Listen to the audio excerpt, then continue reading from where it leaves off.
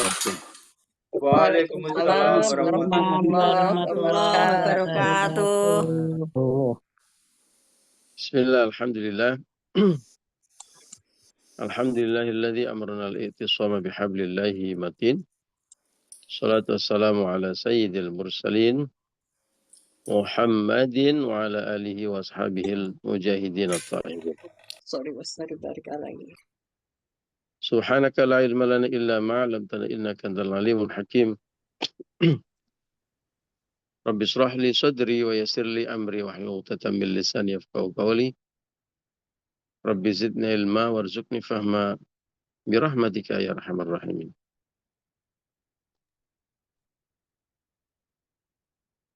Liridai wa li syafaati Rasulillah wa li kulli niyatin as-salihah al-Fatihah. A'udzu billahi minasyaitonir rajim. Bismillahirrahmanirrahim. Alhamdulillahi rabbil alamin arrahmanir rahim maliki yaumiddin. Iyyaka na'budu wa iyyaka nasta'in ihdinas siratal mustaqim. Siratal ladzina an'amta 'alaihim ghairil maghdubi 'alaihim waladdallin. Rabbi firli wa liwalidayya wa li jami'il mu'minina amin.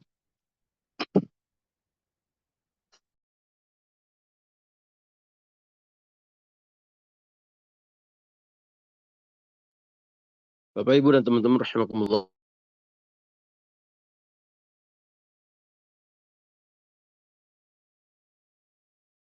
Alhamdulillah pagi hari ini kita bisa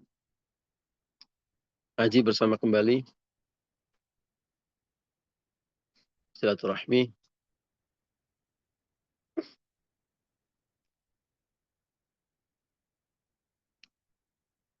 Mudah-mudahan fadilah ngaji dan silaturahmi untuk kita semuanya. Allahumma amin ya rabbal alamin.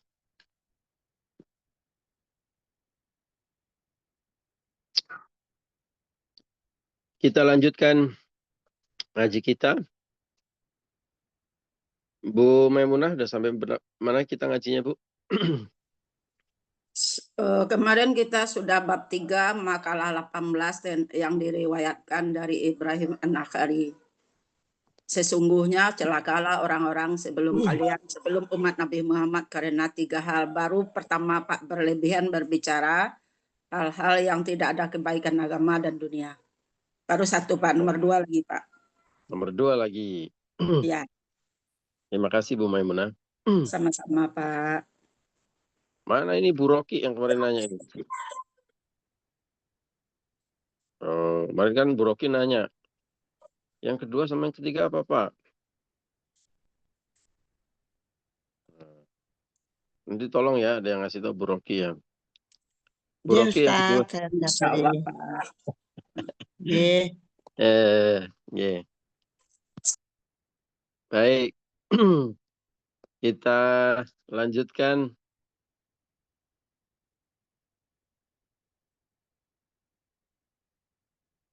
Bunda Tri kepencet videonya barangkali.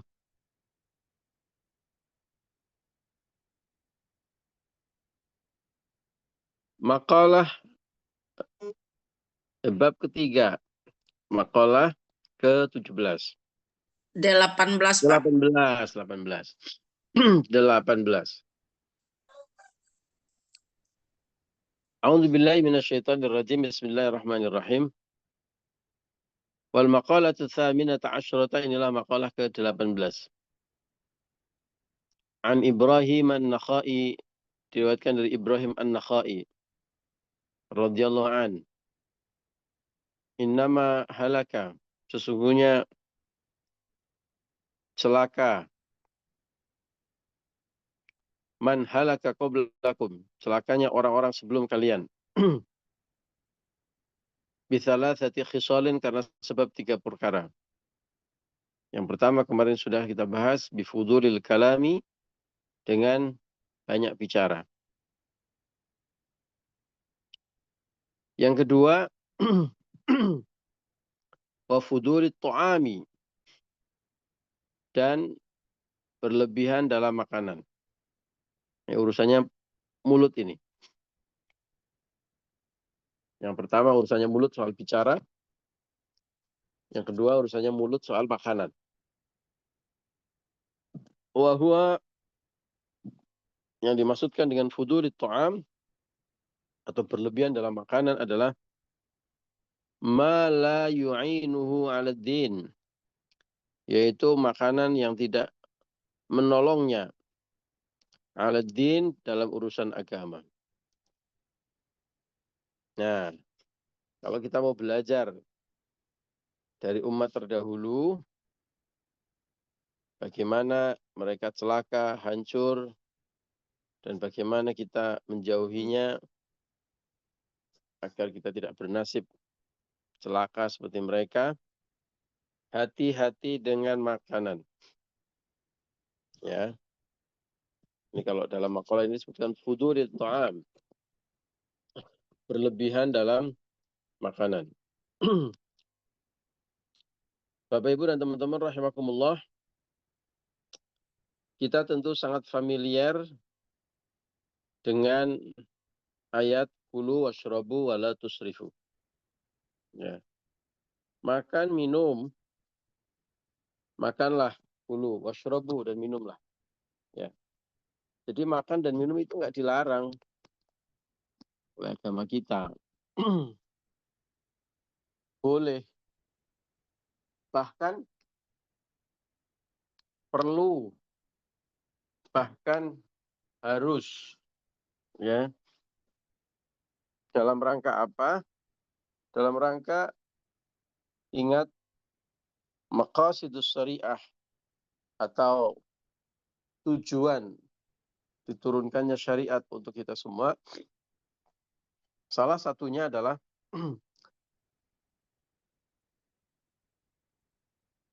menjaga hifdzun nafs namanya, menjaga kehidupan kita, menjaga nyawa kita, menjaga kesehatan kita. Hifdzun nafs.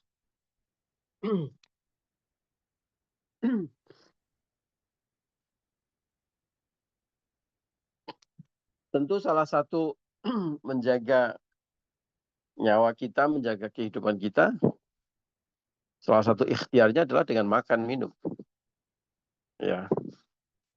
Tapi lihatlah betapa indah ayat Allah itu. Kulu washrabu. Agama kita itu bukan agama yang melarang orang makan. Ya.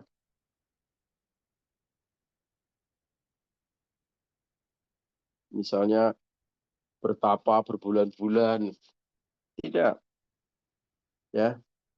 Karena kita makhluk hidup, manusia, butuh makan, makan, minum. Ya. Maka ayatnya adalah diawali dengan kulu washrabu, makan, minum. Tapi ingat, ada aturan yang berikutnya adalah wala tusrifu, jangan berlebihan. Indah kan? Ya, kalimat dari ayat Al-Quran ini.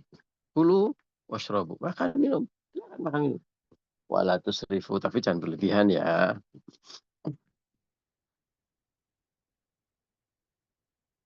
Jadi aturannya sudah sangat clear, sangat jelas. Nah, sekarang kalau kita perdalam, kenapa kok kita nggak boleh makan, minum yang berlebihan? Ingat juga prinsip yang kita ngaji beberapa hari yang lalu. Ya. Kalau agama nyuruh, pasti ada kebaikan. Kalau agama melarang, pasti di situ ada keburukan. Ya.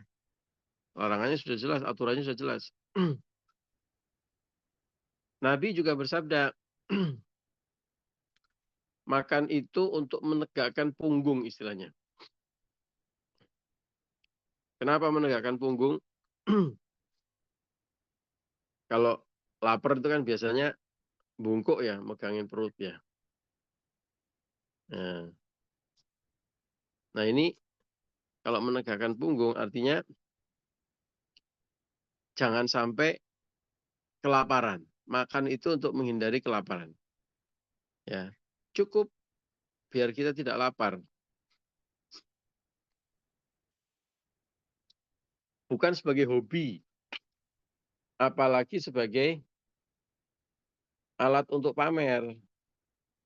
Ya, makan itu, tugasnya makan itu memenuhi nutrisi tubuh untuk cukup untuk bekal ibadah. Ya.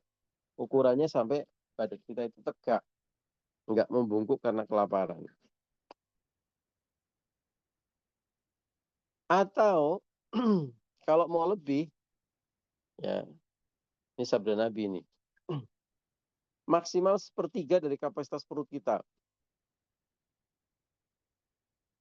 Jadi yang sering kita dengar tentang makan itu 1/3 dari kapasitas perut kita itu maksimal seharusnya, bukan minimal. Ya. Kenapa 1/3? Karena 1/3 yang lain itu untuk perut kita itu untuk yang lain.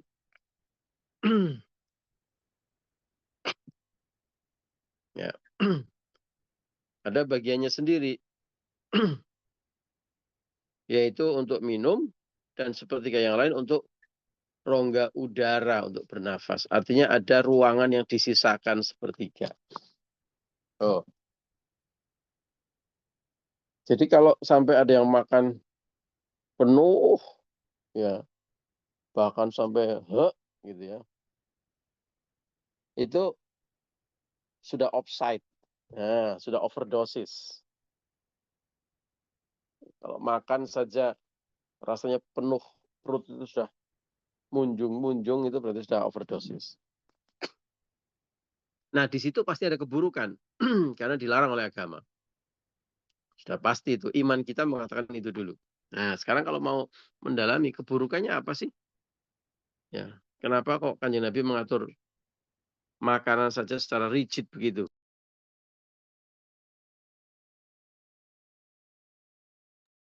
Banyak sekali, baik secara apa, duniawi, ukuran duniawi maupun ukuran akhirat. Ya, keburukannya.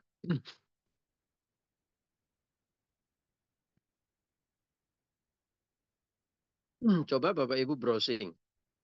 Ya, kasih judul bahaya banyak makan. Wah, itu udah keluar semuanya. Secara kesehatan. Tidak usah ngomongin soal secara agama dulu. Ini untuk membuktikan bahwa semua yang dilarang oleh agama itu pasti buruk. Semua yang boleh atau diperintahkan oleh agama pasti baik. Buktikan coba. Ya, dalam konteks topik kita hari ini. Bahaya banyak makan secara kesehatan.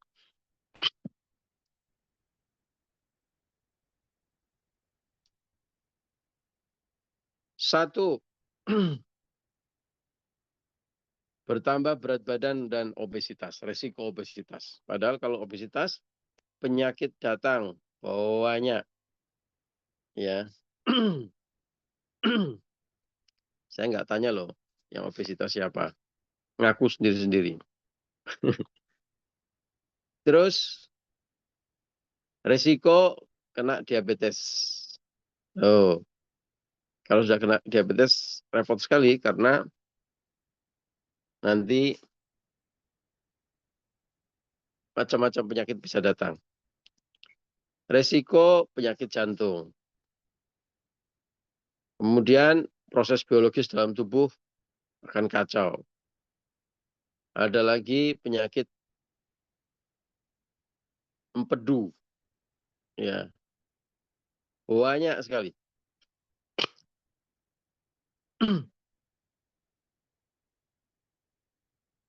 Yang juga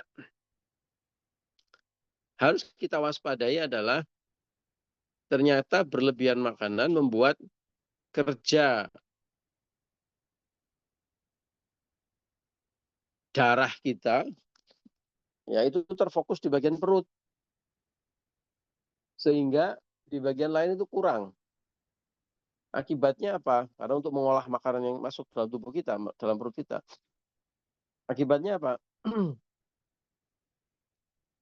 Semangat turun, malas-malasan, maunya rebahan, bahkan ngantuk.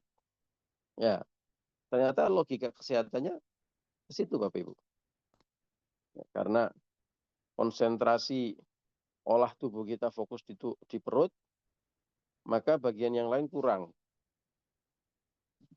Malas bekerja, malas belajar, malas beraktivitas, ngantuk.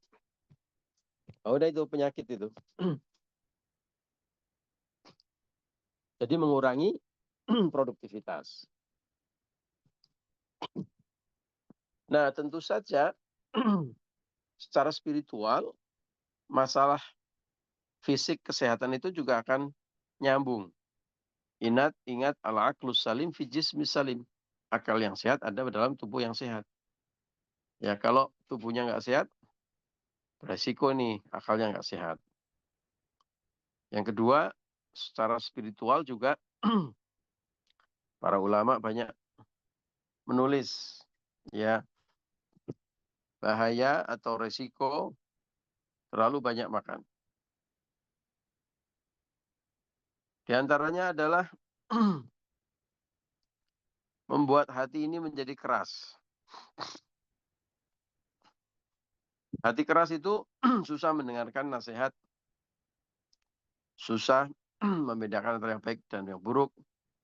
Ya. Terus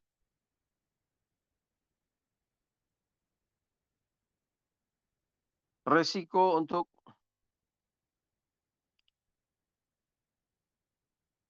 masuknya setan secara berbondong-bondong. Tentu setan ketika masuk ya ngajak kepada keburukan. Ya. Kemudian juga menunjukkan sifat rakus yang dilarang oleh agama kita. Ujung-ujungnya nanti juga lalai ibadah.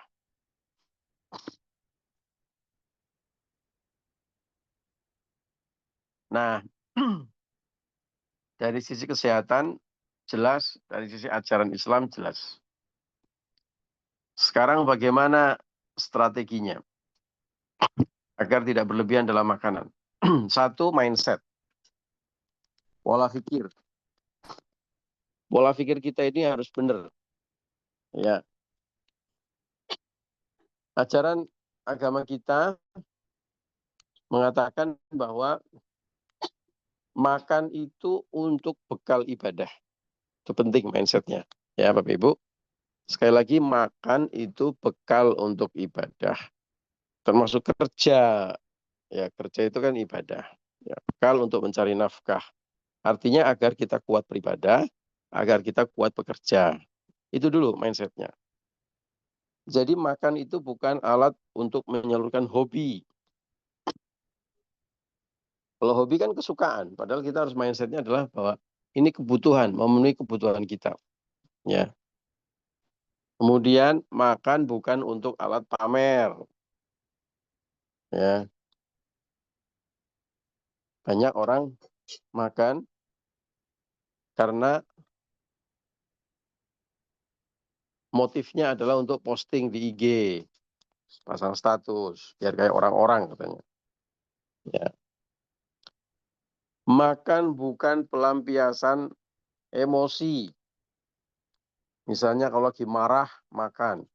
Kalau lagi baper, makan. Ya, itu bahaya. Risiko untuk kebablasannya lebih tinggi, jauh lebih tinggi. Ya. Makan untuk sarana ibadah, untuk agar kita kuat beribadah, agar kita kuat bekerja. Sebagai sarana penyambung silaturahmi boleh. Ya, demikianlah kanjeng Nabi dan para sahabat. Ya, menjamu orang makan, tamu dan sebagainya. Ya, tapi mindsetnya harus diluruskan. Itu dulu yang pertama. Yang kedua, Bapak Ibu, ini strategi fisik. Ternyata menurut ilmu kesehatan, otak kita itu perlu waktu 20 menit untuk mengirimkan pesan bahwa kita sudah kenyang. Nah, ini strategi. Ya. Jadi, makan pelan-pelan. Dimulai dari, kalau bahasanya Pak Aris itu appetizer. Ya. Jangan langsung nasi, lauk, but. Langsung pecel lele. Ya. Habis pecel lele, karena buru-buru makanya 5 menit selesai. Lelenya sampai nggak sempat dikunyah, langsung melaju saja di tenggorokan kita. Ya. Karena 5 menit belum kenyang, tambah soto. Soto cukup 2 menit dikokop. Belum kenyang lagi, tambah lagi sate. Ya. Otak ini perlu waktu 20 menit untuk mengirim. Perutmu udah kenyang loh Pak. Ya, jadi cukup makannya. Nah, maka makanlah mulai dari appetizer. Ya, biasanya appetizer itu yang hangat-hangat, sup. Ya, itu enak di pencernaan. Juga dia membantu mengirimkan pesan kepada otak kita mengirimkan pesan kepada tubuh kita. Perutmu sudah mulai terisi. Ya, makan pelan-pelan agar cukup waktu otak mengirimkan pesan kepada perut kita. Yang kedua, diatur baik waktu maupun porsi serta kandungannya. Ya, Bapak Ibu, ternyata otak kita itu, ya perut kita lapar itu juga banyak dipengaruhi oleh otak kita. Kalau otak kita itu isinya, mohon maaf, geragas kalau orang Jawa bilang, rakus, ya, maka otak juga akan sering mengirim pesan kepada perut, lapar. Padahal sebenarnya secara fisiologis, secara tubuh kita itu, kita belum membutuhkan makanan. Ya, misalnya ada kebiasaan, bangun tidur makan, bangun tidur makan, begitu. Nah, otak kita akan selalu mengirimkan pesan seperti itu. Maka biasakan disiplin. Kalau orang Indonesia makan 3 kali, ya katakanlah pagi, siang, malam. Gitu. Nah, otak akan mengirimkan pesan pada jam-jam itu kita untuk makan. Kalau tidak, dalam otak kita tidak ada jam makan, ya sebenarnya enggak. Contohnya saat kita puasa. Ya, saat kita puasa, atau saat kita sibuk bekerja. Kadang-kadang kita lupa kan makan. Karena apa? Karena otak kita tidak berfokus kepada makanan. Ya. Nah, ini penting agar perut kita tidak selalu minta makan. Perut kita tidak mengirimkan sinyal untuk lapar. Ya. Kita makan karena kita butuh. Tubuh kita memang betul-betul butuh. Dan ternyata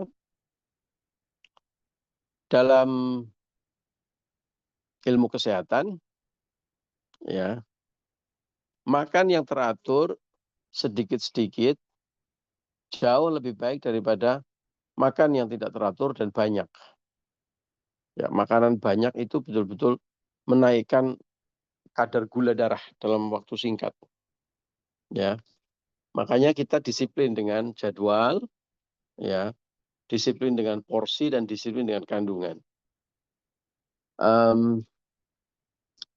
Yai Sahal Mahfud, pengasuh pondok pesantren Maslakul Huda, Pati, sekaligus juga dulu ketua MUI, ketua PBNU, itu jadwal makan itu tidak bergeser 1 menit pun. Kalau jadwal makannya itu jam 8 pagi, ya betul-betul jam 8.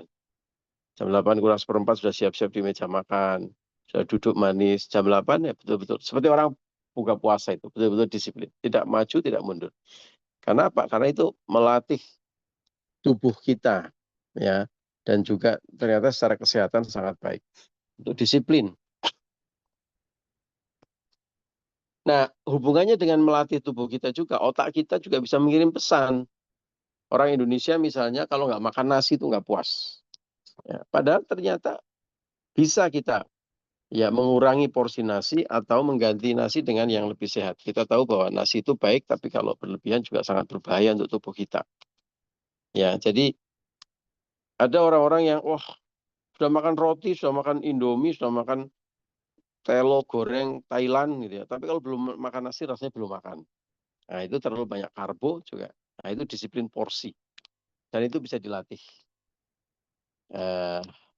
Saya sekarang sudah sangat sedikit makan nasi. Ada beberapa teman yang bahkan lebih sedikit lagi. Ya, alhamdulillah dampaknya sangat baik. Karena memang secara kesehatan, porsi nasi, sayuran, lauk, itu sudah harus dijaga betul. Ya, diatur betul. Nah, kalau akibatnya kalau tidak begitu, akan sangat mengganggu kesehatan tubuh kita. Apalagi kalau makan sebagai sarana pamer, makan sebagai sarana untuk ria, konten. Itulah yang terjadi di zaman sekarang, orang-orang bikin konten mukbang. Ya. Satu orang makan untuk jatah orang 20. Puas. Naudzubillah summa naudzubillah. Puas maksudnya pamer karena bisa pamer maka puas dan banyak yang like. Nah, ini tentu sangat berbahaya karena pola pikir dan gaya hidup ya tidak sejalan dengan perintah agama. Di situ disebutkan bahwa makan yang berlebihan itu menjadi salah satu sumber kecelakaan umat-umat terdahulu, dan juga tentu kalau kita tidak belajar dari orang-orang terdahulu, kita bisa naudzubillah nyasar ke dalam lubang kecelakaan yang sama. Mudah-mudahan kita termasuk orang-orang yang selamat, menjaga perut kita, menjaga makanan kita, sehingga kita tidak hancur celaka seperti orang-orang terdahulu. Demikian, Bapak Ibu, haji kita.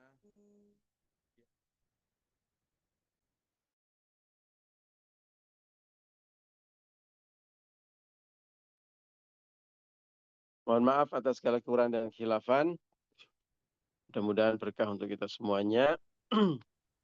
Di hari Jumat ini, Jumat berkah. Wallahul muwaffiq ila aqwamit thoriq. Assalamualaikum warahmatullahi wabarakatuh.